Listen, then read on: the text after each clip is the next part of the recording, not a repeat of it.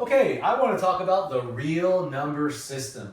When you walk into middle school math, you are dealing with real numbers. Now, the real number system is made up of quite a few different terms that we have to get into. Notice this big box here, right? Everything in this big box is considered a real number. There's no fake numbers here, guys. They're all real. Now, the first type, and the one that has the most amount of numbers in it, will be rational numbers. Then we go down to integers, then we go into whole numbers, and then we go into natural numbers. Now, let's talk about what these things are before we play a really fun game that I have with this concept. Okay, rational numbers, probably one of the most important words you're going to hear in middle school math. What is a rational number? Well, a lot of kids have no idea what a rational number is. So I got a question for you.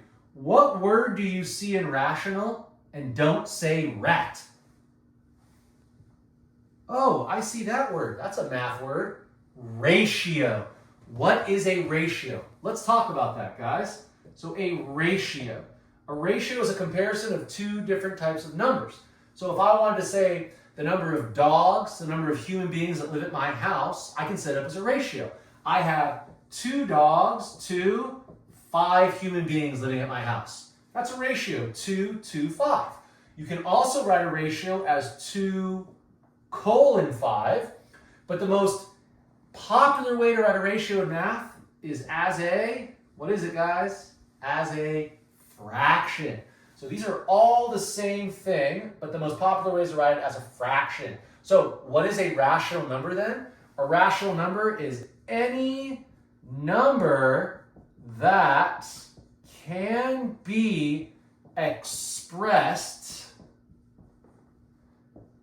as a fraction or a ratio. Any number that can be expressed as a fraction or a ratio.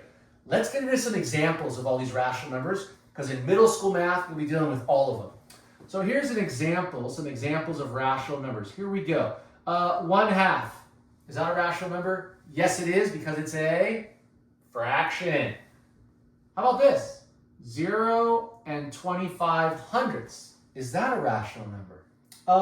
Yes, it is. This can also be expressed as a fraction. 25 hundredths simplifies to 1/4. How about this? The number 7.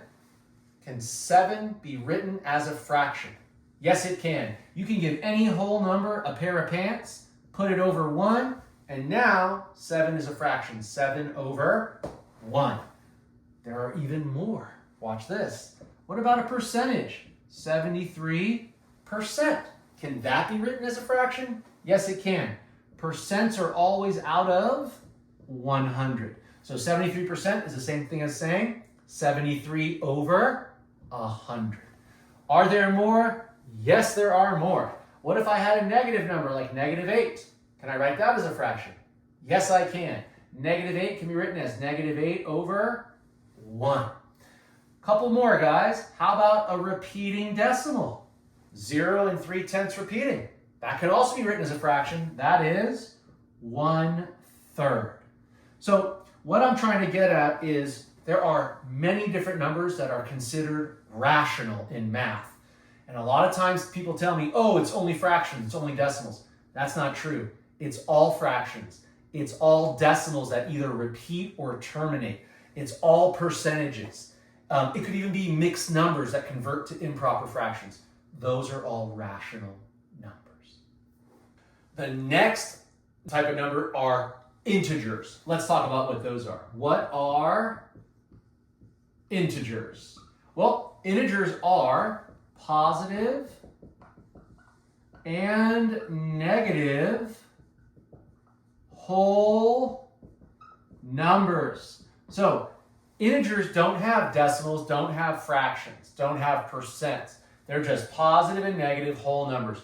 Let me give you an example of some of them. I'm going to start off with ... -3, -2, -1, 0, 1, 2, 3, ... I wonder why I have dots behind the negatives and in front of the positives. Anyone know why? because these numbers are infinite. They go on forever. So those are integers, negative and positive whole numbers. Now, the next word is whole numbers. Well, what are whole numbers? Those are pretty easy. You guys have been dealing with whole numbers ever since the beginning of elementary school. Whole numbers are just positive whole numbers. They don't have fractions. They don't have decimals. They have to be positive though. And the example for this one would always, whole numbers always start with 0 and then go 0, 1, 2, 3, dot, dot, dot. Again, why do I put those dots there? Because these guys are infinite. They go on forever. One more word, and that is natural numbers. So, what are natural numbers? A lot of people tell me they've never heard of the word natural numbers. Well, there's another way to call natural numbers. I call them counting numbers.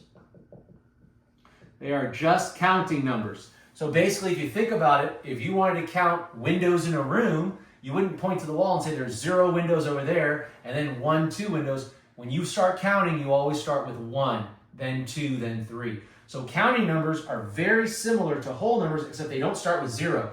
Counting numbers start with 1, 2, 3, and are infinite and go on forever.